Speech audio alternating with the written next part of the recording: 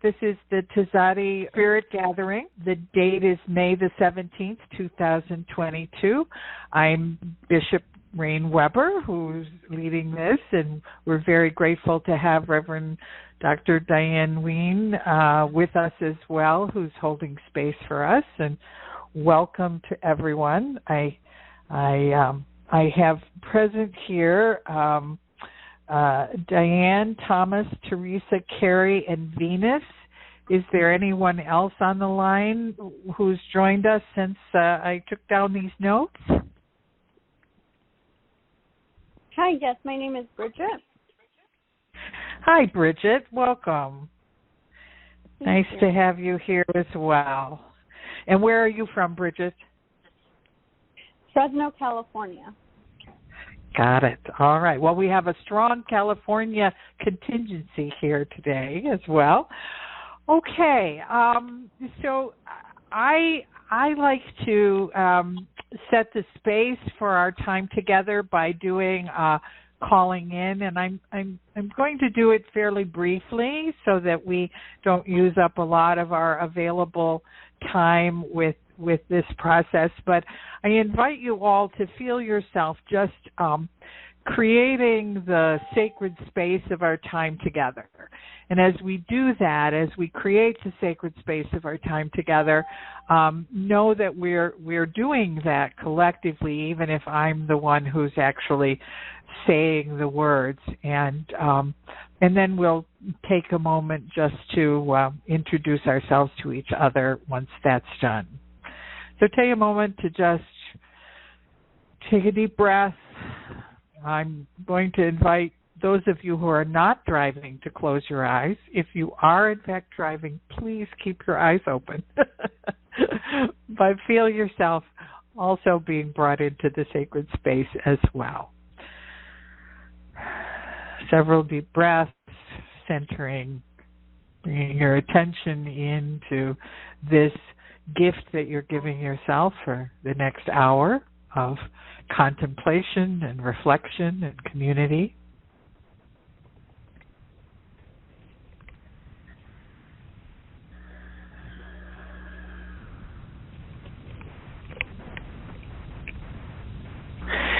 And so we're going to come together now to bless and honor and witness our time together. And we're going to ask that the energy and blessings of the universe be present to witness and empower the Church of Tzaddi, all of the community that is part of our church, and that this effort will bring into balance and divine order every condition that is necessary for beauty, for truth, for love, and for flow. And I begin by sending a voice and calling out to the void of all creation, the unlimited potential and possibility without form, direction, or purpose, the place in which the wheel is dreamed awake and all matter takes form, calling forth the fertile garden of potential from which all existence emerges, to join with the energy of creation as a constant background of stillness and unity in the center of everything. Aho. And I'm going to ask, by turning to the east, and speak now to that direction and call in the purple ray of transformation and freedom to transform and illuminate us with spiritual vision and commitment. I call into this sacred circle the element of fire and the spirit of enlightenment, and I ask for the energies of compassion, determination, freedom, and light to be here now. Aho. I speak now to the direction of the west, and I call in the green ray of divine healing to contain and support us with physical protection and health. I call in the element of earth to ground us in our physical being, and I ask for the energies of intuition and introspection, solace and compassion to be here now. Oh. I send a voice now to the south gate, and I ask for the white ray of purity and trust to empower our trust in God's love without reservation, knowing that this love will guide us, guard us, and light our way home. I ask for the element of water to purify and bless us with emotional fluidity and openness, and I call for the energies of trust, truth, joy, and innocence to be here now. Wow. I send a voice now to the direction of the north, and I ask for the blue ray of spiritual wisdom to expand and free us with intellectual flexibility and receptivity, for it is always through God that our spiritual wisdom abides. May the guidance and direction of God and our higher self be ever present here, and may the energies of wisdom and the element of air bring wholeness and the teaching of the higher self with its knowledge, its understanding, and memory to be here now. Oh.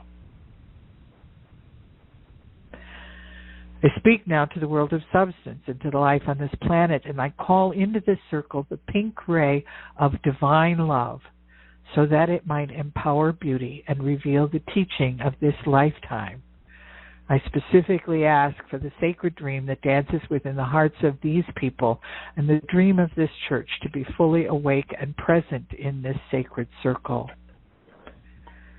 I call for the web of our lives, now woven together with the deepest part of our knowing and the truest expression of ourselves, to be here now.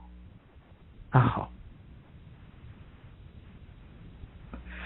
I send a voice now to the world of spirit and to those forces that exist outside of our known time, space, and dimension, and I call into this sacred circle the yellow ray of divine protection and faith.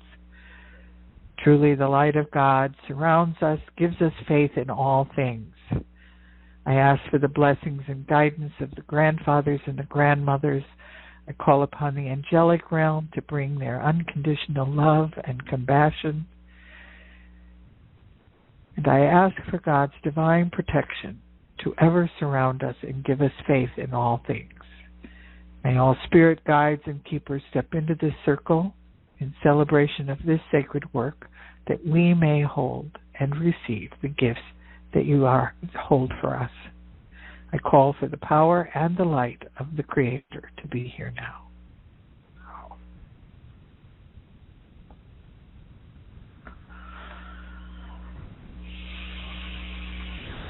In closing, I call in the red ray of the power of God to flow throughout this circle, throughout the community of this church and of the church itself, throughout the universe, to be ever present in us.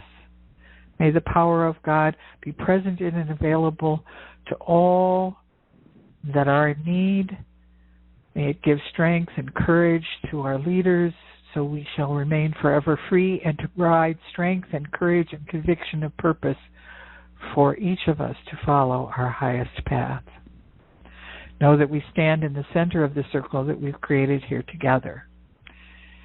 It is a circle that is filled with gratitude and hope and celebration. It is a circle that honors our unique dance upon the planet and the celebration of the divine grace and wholeness that is the gift of the Great Spirit, the cosmic breath of life that we speak of as God. And so now I invoke the presence of that divine source in all forms and in all ways that it is known to us to be present here. There is truly room for it in the body, the mind, the heart, the spirit, and the soul of each of us here, and there is room for this in our sacred circle. I set the condition that all that is done here will be done in alignment with sacred law, in accordance with divine will, for the highest and greatest good, and I declare this sacred circle closed. Wow.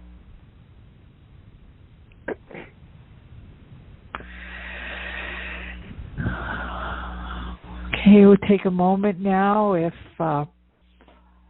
can welcome all of you here to this space. We have Diane and Thomas and Teresa and Carrie and Venus and Bridget. I wonder if others have joined us since I wrote these names down. And if you're here, could you tell us your name and where you're from?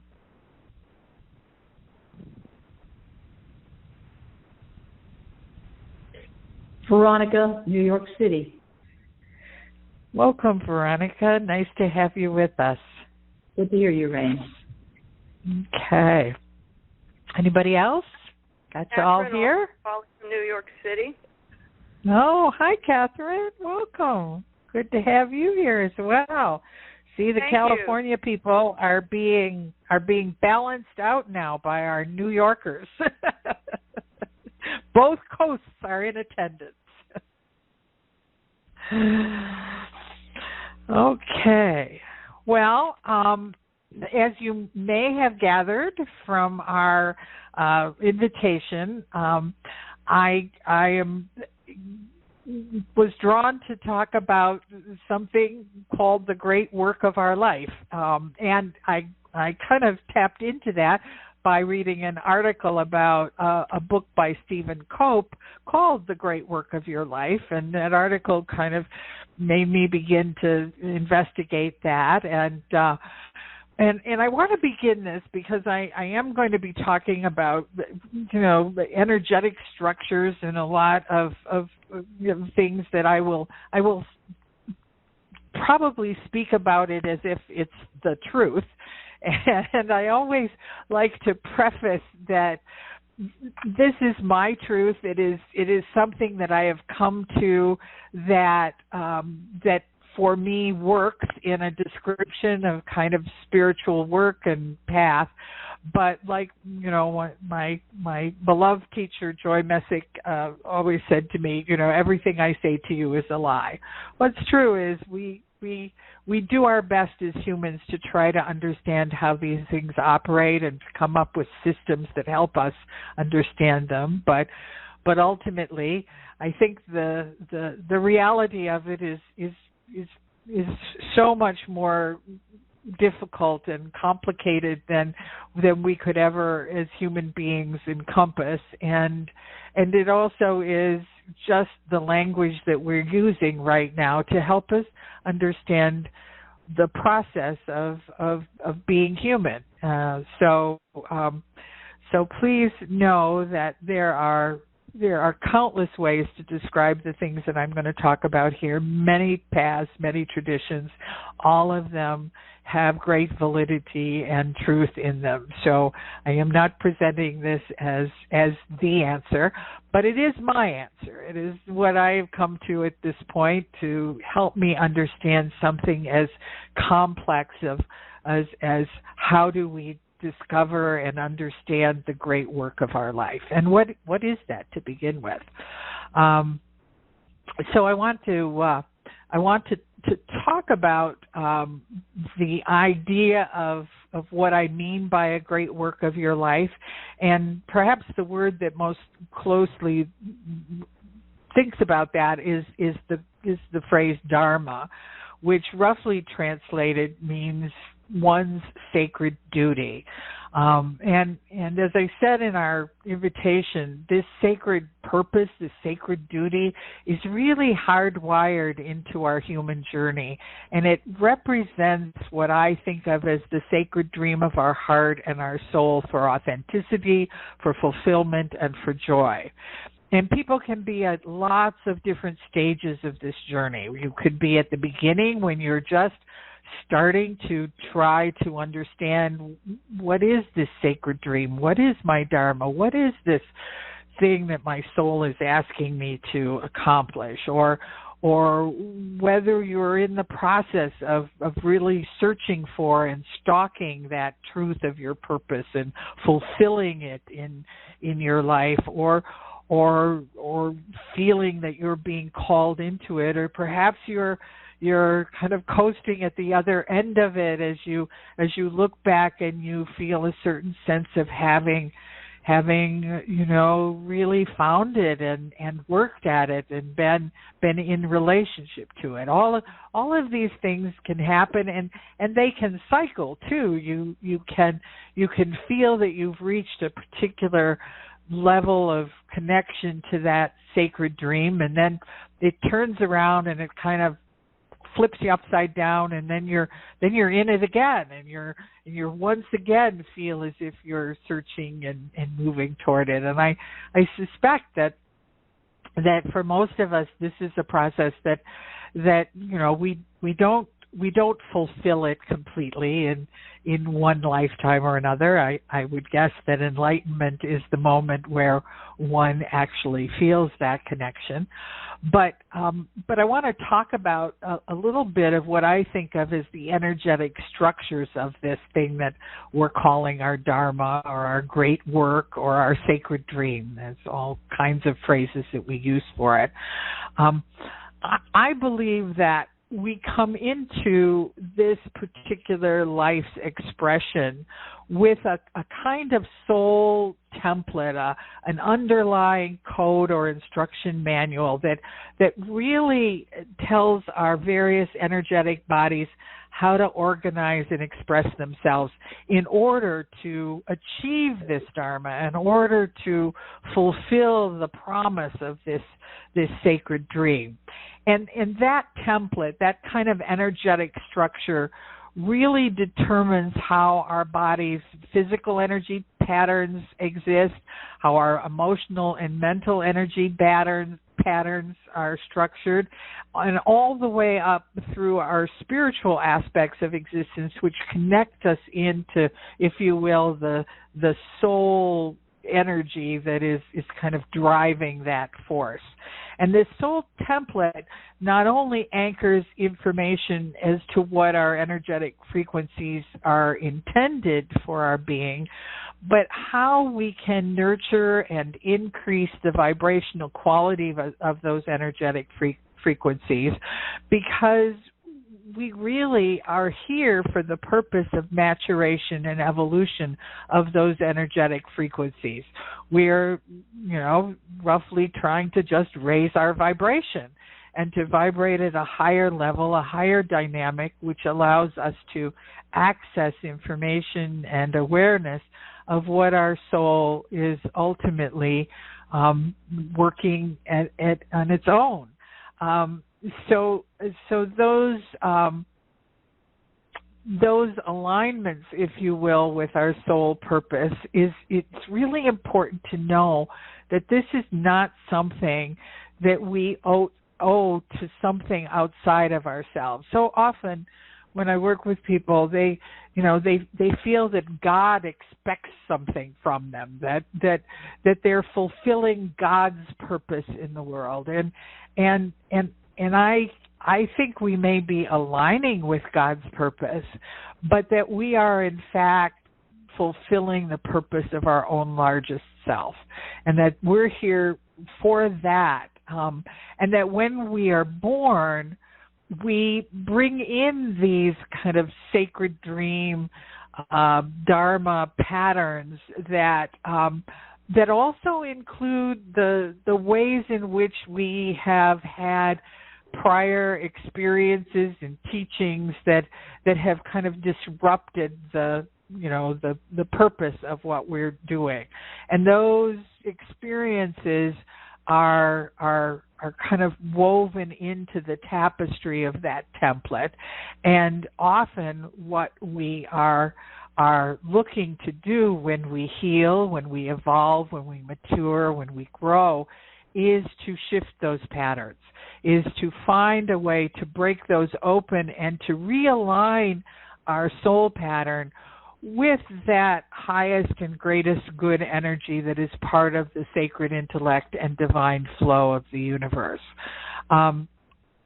So when we fail to understand and express kind of our soul's highest values and our soul's purpose in incarnating, we create alterations in that template, and for want of a better word, this disruption, this way we become out of alignment with our sacred dream, with our higher purpose, all of that is the fertile ground for karma. Because when we talk about karma, we're talking about the energetic structures that are at cross purposes to our achievement of that great work, of our sacred dream, of our Dharma. So wherever you are, karma is the mechanism that forces us to really address and to move toward that dream. And I want you to just take a minute to consider that, because we have lots and lots of, kind of information about karma that talks about it like it's punishment or retribution, even cause and effect, or, reap what you sow, what goes around comes around, that you either have good karma or bad karma. But for me, that is not how I envision it or how I have had an experience with it. And in fact, I use the word experience because I think that is, in fact, what karma is. Karma is experience. And experience is the only way that we are able to shift those energetic patterns. So I want you to really, tap into that, that we can't think our way out of it. We can't feel our way out of it. We can't just, have our bodies move through it. Everything that we have has to be experienced at those levels in order for us to actually mature and evolve and grow. So take a breath around that and think, okay, so karma isn't like punishing me for all the bad stuff I did or rewarding me for all the good stuff I did, or, or somehow or another, there's this big tally board up there that's, trying to make sense of it. What if karma is just the adjustment mechanism to keep bringing you back into alignment with that kind of fundamental soul purpose that you're an expression of? You're one of many expressions of your soul's purpose. But the unique way that you are here and the unique kind of experience that each of us is being called into is in fact specifically designed to bring us into a more powerful alignment with that original sacred dream, with that original dharma, with our, what we're calling our great work. So what does that mean? If karma is experience, and experience is the only way that we learn to really shift and to change the energetic pattern of our being, to mature it, to evolve it, and grow it, then our soul is constantly calling forward from its many expressions the energy, the capacity to understand its own existence, its own truth, its own reality, its own purpose. So sacred purpose is not something that is imposed upon us from the outside. It is something that we are drawn to from the inside. And the particular sacred purpose that we as individual expressions have are pieces of that larger soul expression, of that larger soul, because the soul highest priority is to seek out experiences that either move the entity toward a higher vibration or somehow or another to avoid experiencing things that lower that vibration. Whatever we as an expression experience is the capacity for growth that comes from our ability to shift and to understand and to redefine those experiences by how we respond to them and who we become as a result of them. So take a moment now to contemplate whether you honestly believe that there is a dream that dances in your heart that is connected to the great work of your life.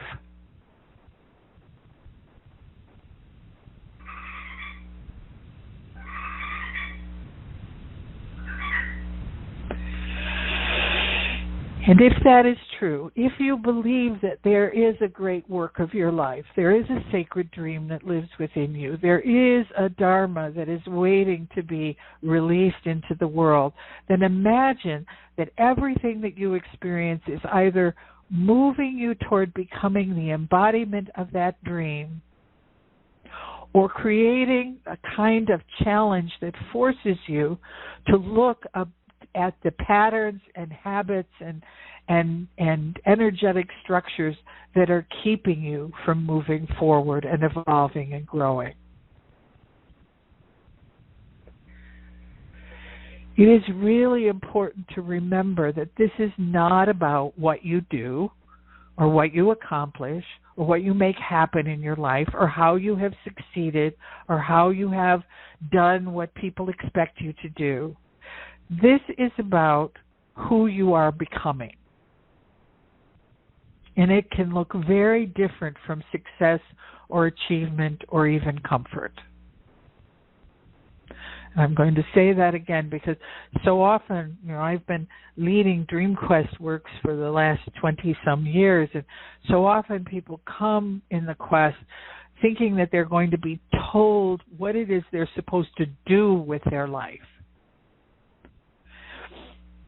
And after a while it becomes clear this is not about what you are supposed to do with your life. It is about who you are supposed to be. And if you are being that person, then what you do becomes a natural extension of that energy.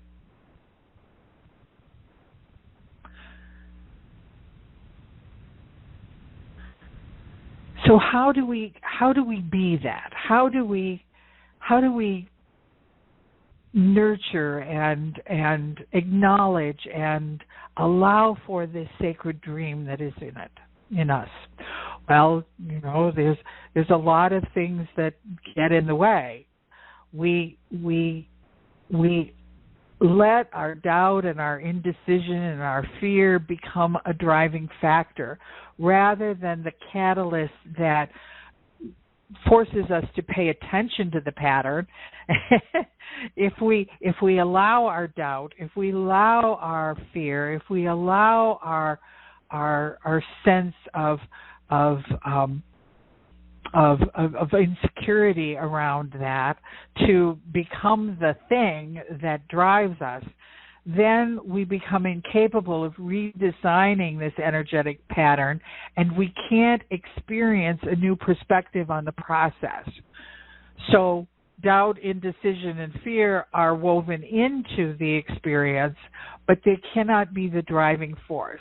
See, it's not about, don't feel any fear or don't feel any doubt or don't feel insecure about what's happening. We are human beings. Those are going to appear for us. What we do with them, how we integrate them into the energy of what we want to become, is the defining factor of whether those sticking points move us toward our sacred dream or away from it. So you get to see doubt and indecision and insecurity and fear not as something that you have to wipe out, but as the springboard, if you will, into the work. You have to be very clear about who you are to begin to listen to your own knowledge of what it is that you truly love, that you are truly being called to, that you truly want to manifest as yourself in the world. Again, not what you want to do, but the kind of person that you want to be. Oftentimes we will avoid that process because we lack faith in our ability to be what it is we're called for. We are afraid of what people will think. We don't want the responsibility of being this large, amazing person. It's a little easier to keep your light under a basket, not have people pay attention to it, because, of course, many of us have significant energetic patterns around the idea that our largeness attracts attention, and attention attracts danger. Many of us feel we can't risk failing at it, so we'd rather not try. And we certainly wish to avoid the the pain and the anxiety and the energy sometimes that it takes to step into this sacred dream quest that we are talking about. The sacred dream is specifically designed to accomplish the realization of our soul's purpose, of who we are and what we want to bring to the table. But in order to live with that sacred dream, we have to distinguish it from what the shamans call the daydreams that we have. Because the daydreams can often feel very pleasant. And sometimes the daydreams that start out very pleasant can turn into our nightmares because they are in fact just daydreams. They're not sacred dreams. And so we hold on to things outside of ourselves to make us feel complete without giving ourselves real permission to complete ourselves from the inside out. Because the daydream will keep us searching out of the corner of our eyes for something that we know that if only that happens, then this will be all right. You know, daydreams, you can always check them out because they usually begin with if only or when, then this. So when I have enough money, I won't be so anxious. When I'm happy, I'll be grateful. When I have, a better boss, then I'll be able to do my work. I mean, there's a lot of if only this would happen, then everything would be good.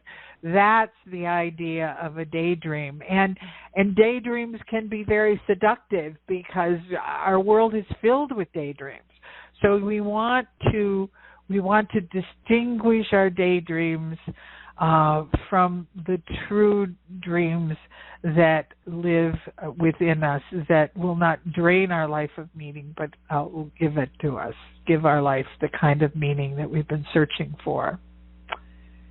It's also important to know that any kind of Dharma path, any kind of sacred dream path, any great work of our life always requires us to let go of outcome.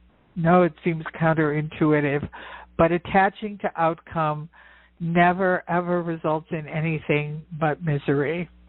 Ultimately, when we focus on the results, we are splitting our attention between what has happened in the past and what will happen in the future, and that we live in a kind of illusion that somehow we can, in fact, create the, quote, right outcome, and that we, in fact, know what the right outcome is, which, of course, is not really true. We really don't know what the right outcome is.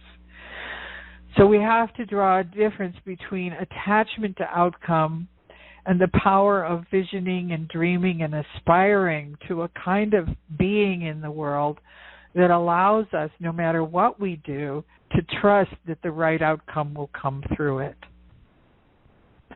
One is an accomplishment, one is an achievement, one is something that we make happen, and the other is a state of being. The other is a state of being who we are, and then trusting that whatever outcome arises from that is the outcome necessary for our evolution and growth. And sometimes, of course, that outcome is very hard. You've all heard about, well, here we are in another effing growth opportunity. Those challenges, those difficulties, those things that are really catching us and requiring us to dig deep are often the singular most powerful path to Dharma. And that I think of as the initiation process.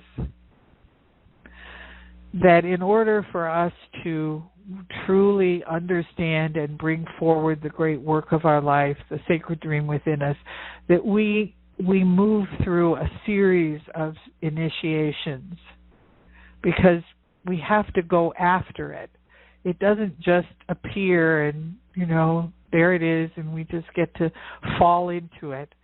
We have to stalk it. We have to want it. We have to look for it. And sometimes Our soul just sends it to us whether we're looking for it or not. You know, how many stories have we heard of individuals who have had serious health challenges or serious tragedies in their lives, or serious things that have happened to them that have required them to just fall into a deep and powerful initiation into their next evolution. This initiation requires you to leave the familiar and embark into the unknown and the mystery.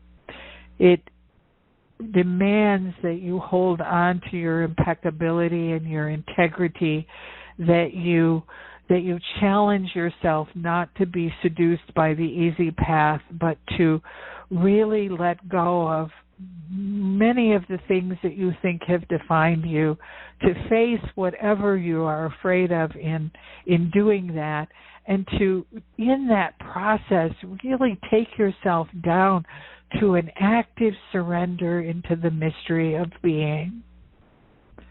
To not know anything about yourself in order to let something new and wonderful and unexpected appear in front of you.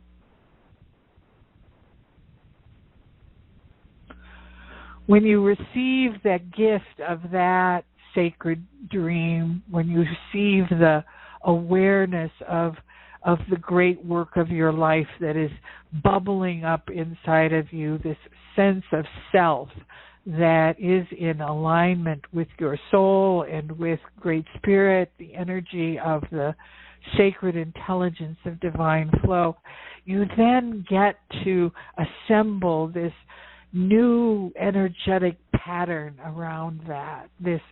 Your energy becomes more and more consistent with the power of your own highest self, and you return to the world from this initiatory experience, whether you've sought it out in a workshop or it has been thrust upon you because that's what life does.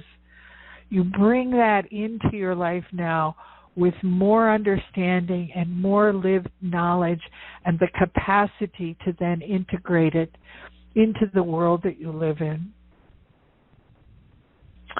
Alberto Villoldo, who is one of the more well-known shamans, says, "A sacred dream launches you to a greater destiny beyond simply not dying or living a reasonably happy life as you strive to avoid discomfort. It encourages you to explore the mystery of life and of love, to glimpse a reality beyond death, and to discover a timeless truth for yourself. It demands that you act boldly and courageously and eschew the consensual, what everyone agrees on and no one questions, the popular stories that trap us in daydreams that become nightmares."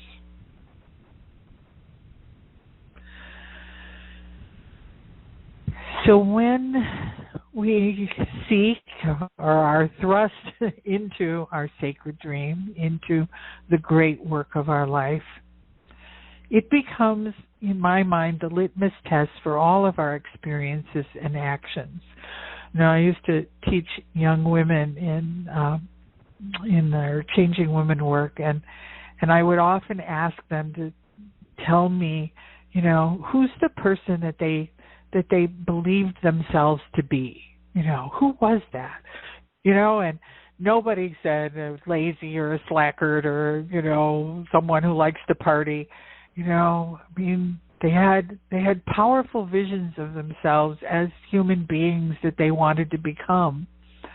And then it was very easy for me to continue as they were talking about maybe some of the things they were doing to say, so how does this action fit in with that dream that you have for yourself? Does it take you closer to it, or does it take you further away? And I think that litmus test works no matter what age you are on. Once you establish that the great work of your life is the person that you wish to be in the world, then every other thing flows from that, if you are willing to not forget it, and if you're willing to use it as the measuring stick, if you will, for your purpose in the world. You align your actions with the person you know yourself to be and the person that you are here to become. And no matter where or how or in what circumstance that is, whether it's in the middle of an incredibly joyful time in your life or in the middle of some time in your life which is devastating and difficult and tragic. You are anchored into that alignment in a way that allows you to really, really know yourself and to give yourself the gift of being true to that no matter what is happening outside of you. So I'm going to take you on just a brief practice around this, which is not exactly a meditation. It's more a reflection, but a personal reflection that I'm going to invite you to do, to just imagine a circumstance in your life right now that may be presenting a real challenge to you, something that is stretching you into places and you feel maybe inadequate to it, or that it's not in alignment with what you thought or who you wanted to be. There may be a familiar pattern in this circumstance for you, something you say, oh, I recognize this. This is this is not unusual. This is something that perhaps I've been working on, or something that keeps being persistent for me. And now imagine that instead of trying to figure out how to do the right thing in this circumstance, how to make it change or disappear, or to help you look good, or to give you a chance to shift it or change it, instead of having a goal for what should happen to this experience that you're having, take a moment now to just imagine that you know the truth of who you are at a soul level.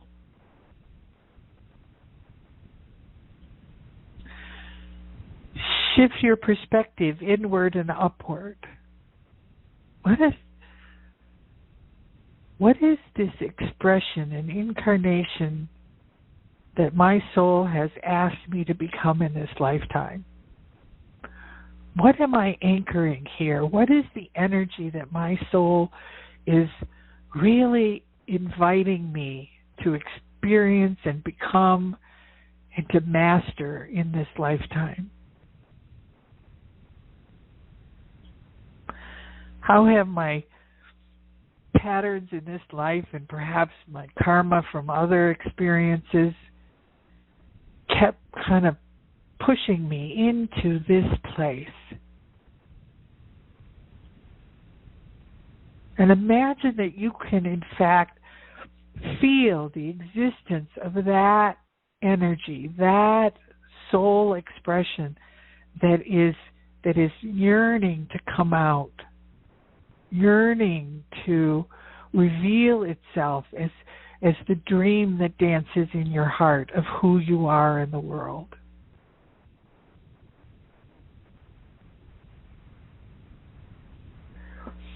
And imagine that that is not outside of you, but actually available and accessible to you. You can reach out your hand and it becomes tangible to you. Oh, yeah, I forgot. This is what I was meant to be. This is who I am in the world. This is what my soul has asked me to anchor. This is the vibration that I am aspiring to.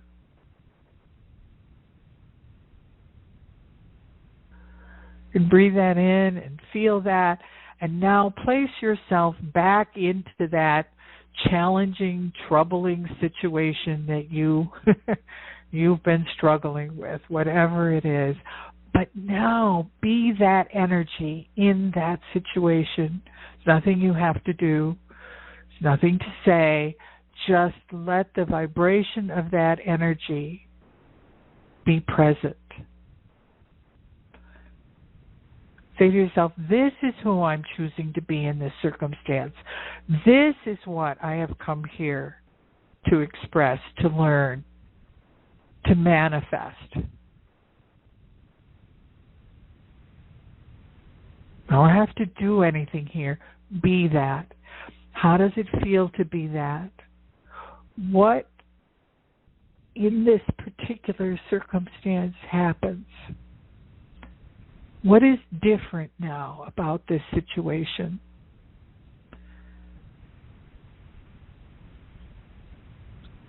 Whatever it is may not change at all on the outside, but the fact that you are different in it and that you have found this anchor, if you will, for your own being does in fact change the energetic of this circumstance.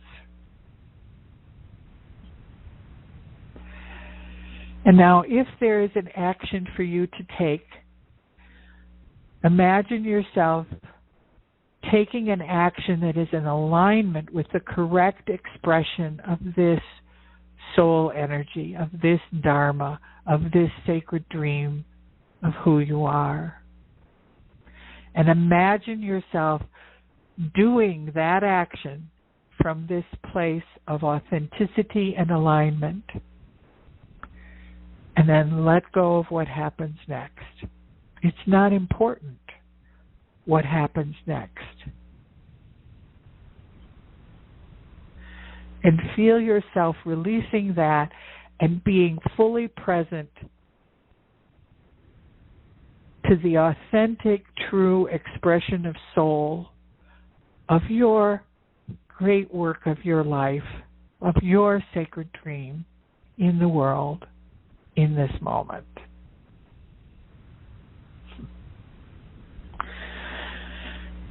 Now, of course, the challenge and the invitation and the opportunity for all of us is to keep doing this over and over and over again in a world that will continue to challenge us. Right now we're at a time where we are being pushed to the limit of our of our soul's expressions in the world, where we are being pushed to the limit of our ability to really think, how do I want to be in this? Not what do I have to do to solve it. And I, like all of you, I am sure, struggle to anchor myself every day in that right relationship.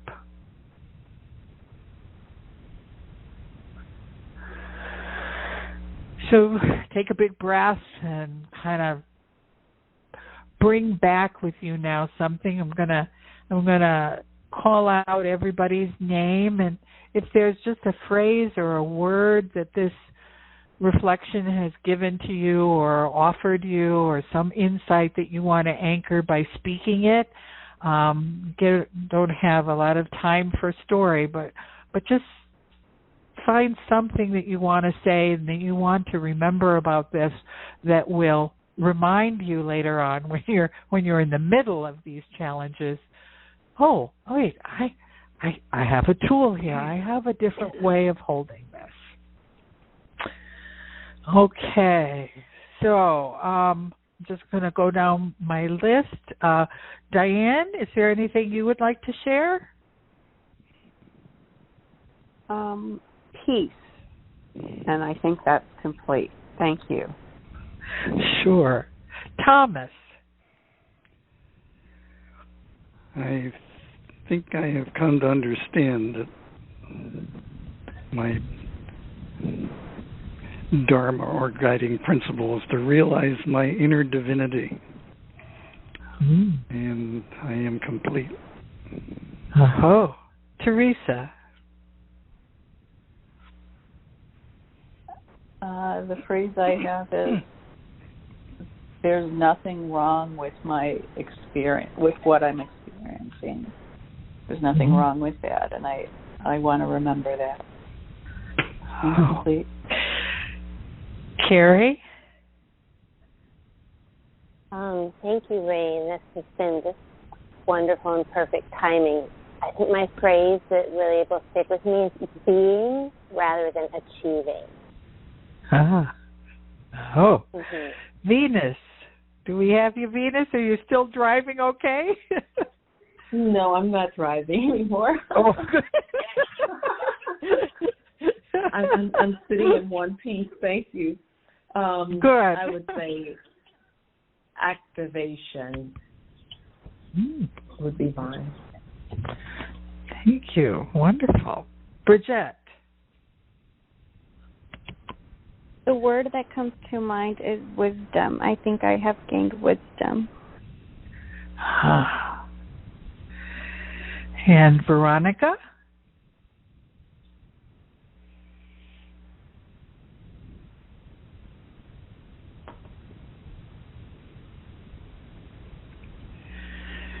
We may have lost Veronica. Catherine?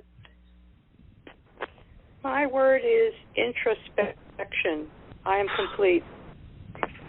Thank you. Is there anyone Veronica. whose name... Oh, hi, Veronica. It's Veronica. It would not unmute me. I'm sorry. Being permits and promotes outcome. I am complete. Got it. Anyone else that I have not called on that joined us that I did not get your name?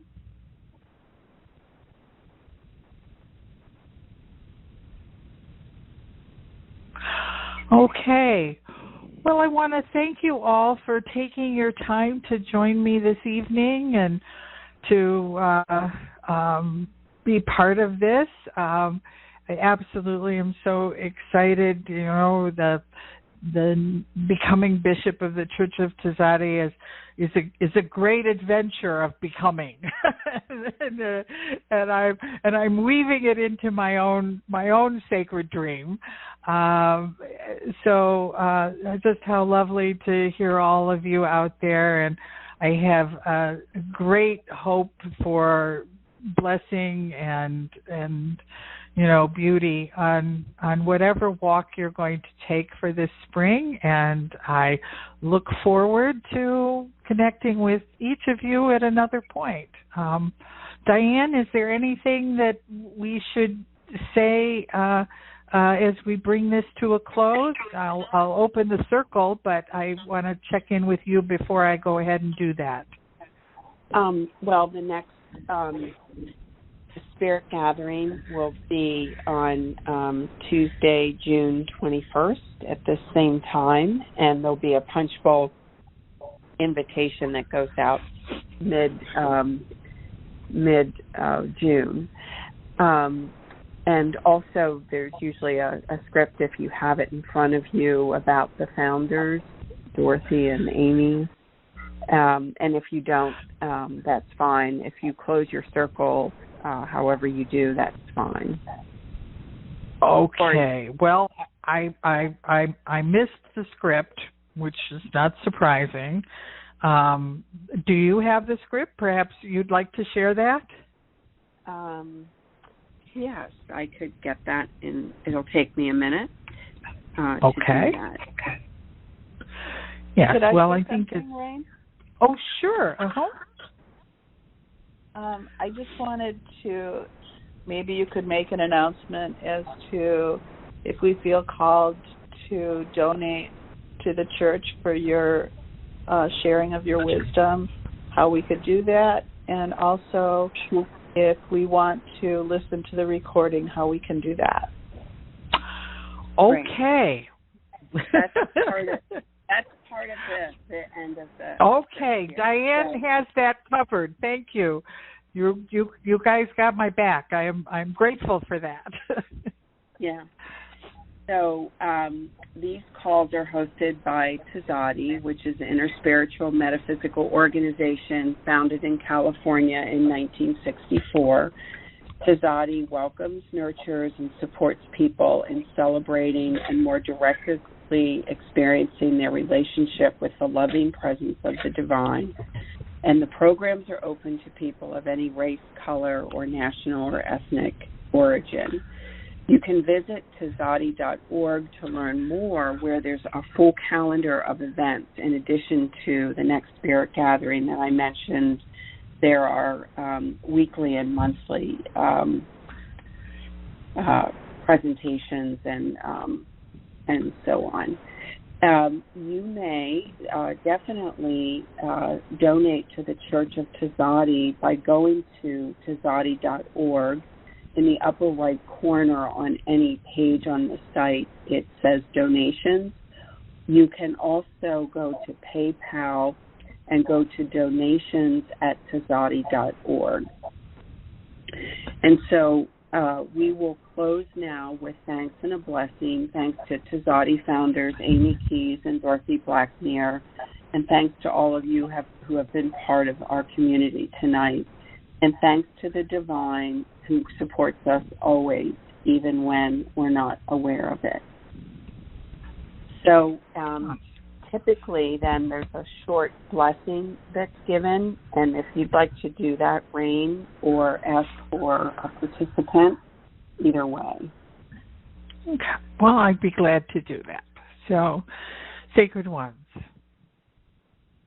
I want to express our gratitude for your presence in our circle here this evening and for the beauty and gift of our community together.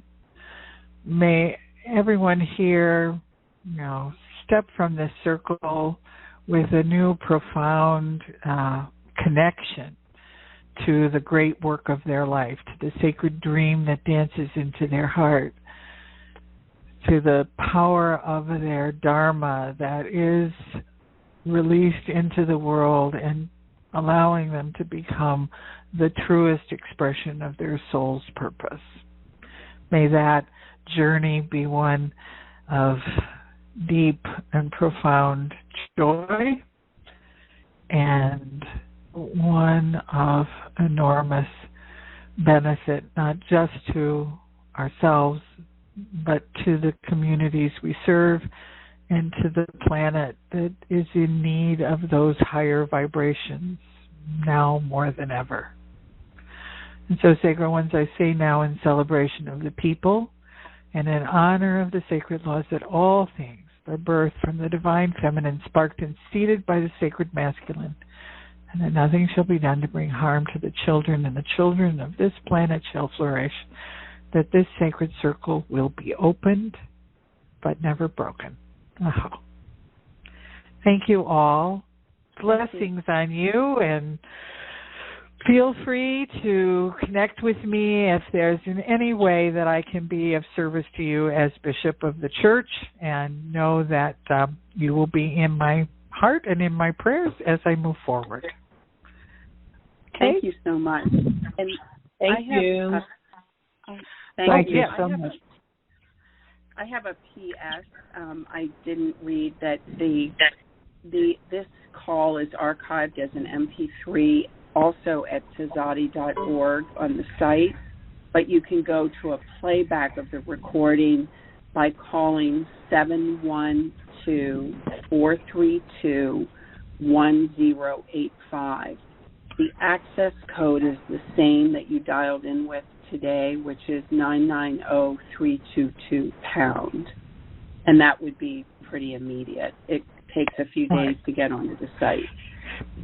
And I have some hot news off the Tzaddi Press that our web guru has set up a YouTube site for all of our Spirit Gathering talks. So we will be getting information out to everyone about how to go in. All the archival talks will be there, and this one will be added. So it will be much easier access once we get that out in there. So hopefully that will work as well. Okay? All right. Yeah. Thank you all. Thank you very much. That was Thank you so much. Thank you, Raine. Good night.